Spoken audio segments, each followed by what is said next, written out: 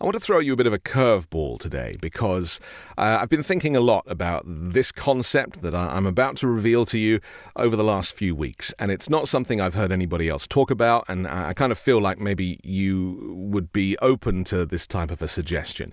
And now I've been reading this morning that Joe Biden is finally open to at least talking about the prospect of stepping down. He's been asking about Kamala Harris's polling numbers. And I think that's a good thing, to engage on this subject. Now, I don't think that Joe Biden should step down. I believe that the Biden-Harris model is solid. He scored more votes than anybody last time around. He's a successful president. The country is currently doing well, and he's pro-democracy, as am I. And so that's why I am lending him my support, because I'm vehemently pro-democracy. Not something that Donald Trump offers, not something that J.D. Vance offers. And so right now, I think it's there for the taking for Biden-Harris. Unfortunately, we live in a class, a political class, a media class now where it is trial by media, and the media clearly have got it in for Joe Biden. And as much as he pushes back and as much as he fights, it's a very difficult race to win when you have the media, which I know traditionally people have always said the media is very liberal, but with new ownership of CNN and various publications, pretty much most of the media now wants Donald Trump to win, has Republican ownership. And so it's a very difficult position to be in as the Democratic president fighting against the media, which of course you need for your messaging. And so they've been painting him as, old and stuttery and stuff that is beyond necessary.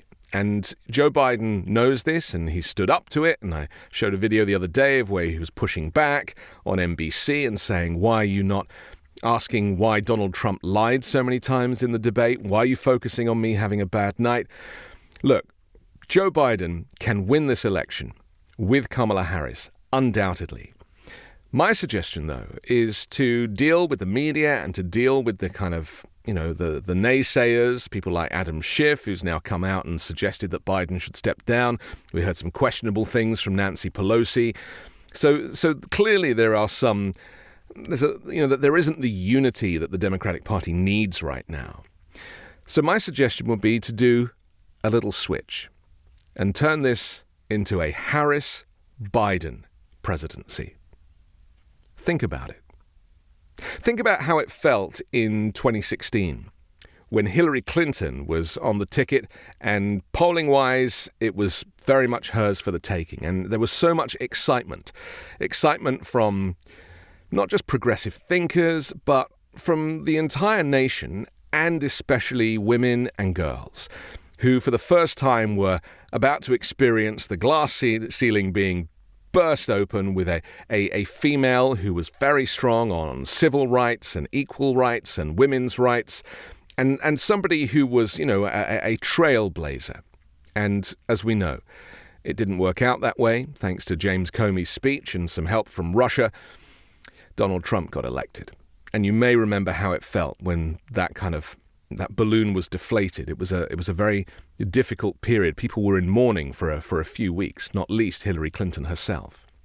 So think about this. The idea that Joe Biden, who has experience as a vice president under Barack Obama, does the bigger thing and says, okay, Kamala Harris, you as the first woman, the first Black American, the first South Asian American to be elected into the position of not just vice president, but now president, is momentous.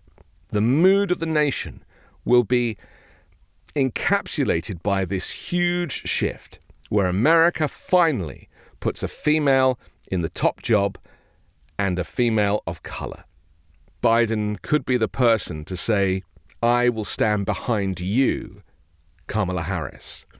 Joe Biden, I believe, is probably the only person that actually has the foresight to allow that, to enable that to happen.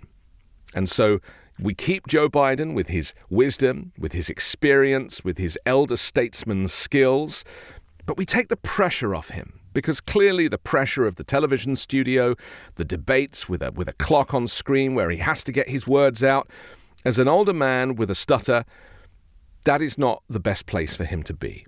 And so he can be there in a supportive and advisory role. Now, the good thing about this also is that the Republicans who don't want to vote for Donald Trump, and trust me, there's millions of them, will still vote for Joe Biden and Kamala Harris together. They see Joe Biden as a safe pair of hands, and they recognize him, and they have form with him, and they know that he's not going to cause too many problems. They don't think of him as a progressive. They think of him as a moderate, as I've said before. But Kamala Harris will inspire a generation of women and girls and people of color. And I believe that with her at the top of the ticket, supported by Joe Biden, that could invigorate the Democratic ticket and enable America to rise again, both as the greatest democracy in the world, but also the most inclusive one too. So, it's just an idea. I'm not suggesting it's gospel. I've checked to see if it's constitutional, and I think it is. I don't think there's term limits on the vice president. So let's see if this is something that the Biden-Harris camp would consider.